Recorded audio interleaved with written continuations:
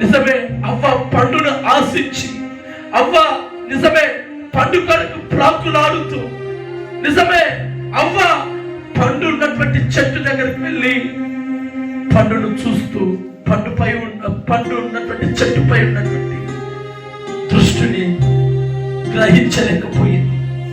అమ్మా, నువ్వు కూడా వ్యర్థమైనటువంటిది కన్నులతో చూస్తే నువ్వు దేవుని గుర్తుపట్టలేవు. ఇది సాధారణ పనిని ఊహించలేవు, తెలుసుకోలేవు.